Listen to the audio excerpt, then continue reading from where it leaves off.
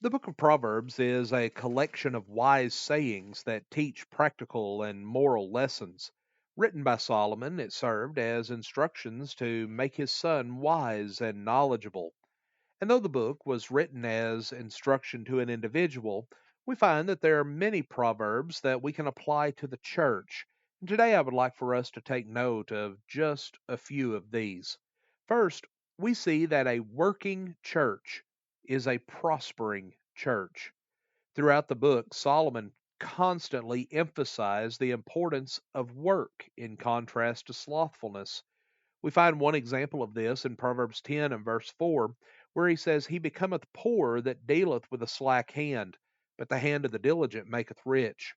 The slack hand is the lazy man, the hand of the diligent is the working man.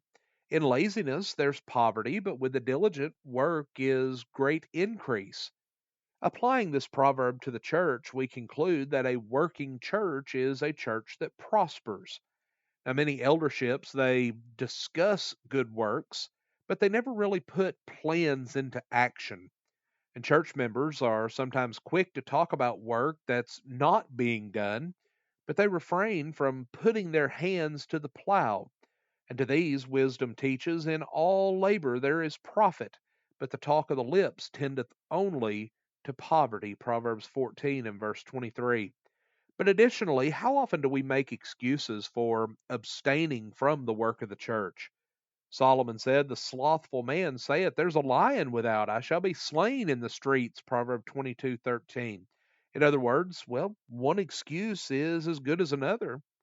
Nevertheless, excuses do not excuse one from his responsibility to be diligent in the work of the church.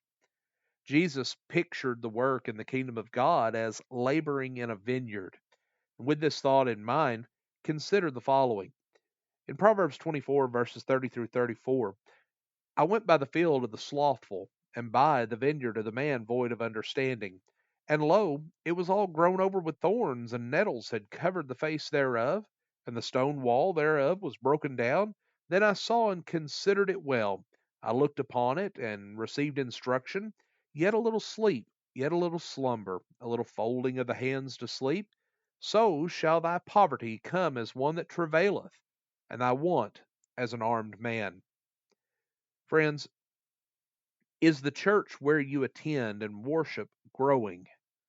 If not, ask yourself, are we working or are we simply talking about work? Are we laboring in the vineyard of the Lord or have we excused ourselves from his call? Wisdom teaches that a working church is a prospering church. But also, we must understand that the size of the congregation is not the most important factor. Another word of advice to the church from the Proverbs highlights size and numbers. Better is little with righteousness than great revenues without right. Proverbs 16:8. There is a mentality that the greater the numbers, the stronger and greater the church. After all, greater numbers translate to greater contributions, therefore greater work. Well, because of this attitude, some churches are found sacrificing what is right for riches. Parallel to this thought is Proverbs 15:16. Better is little with the fear of the Lord than great treasure and trouble therewith. Friends, compromising what is right for any reason is inviting trouble into the church. That trouble may come with error, and that trouble may come as strife among brethren, but trouble certainly will come. And if it doesn't come on this earth, it will come in the day of the Lord for that church that is compromising. The key is not in great numbers, but in great faith and participation by the numbers that we have. Where no oxen are, the crib is clean, but much increase is by the strength of the ox. Proverbs 14:4. When none are working in harmony with the Lord, there is no fruit, regardless of the size of the church. However, even a few, when laboring with the Lord, can do much good. The size of the local congregation is not the most important factor, but the depth of faith and participation of its members. That is what is most important. Now, these are but a sample of the Proverbs of Solomon that serve as advice for the church.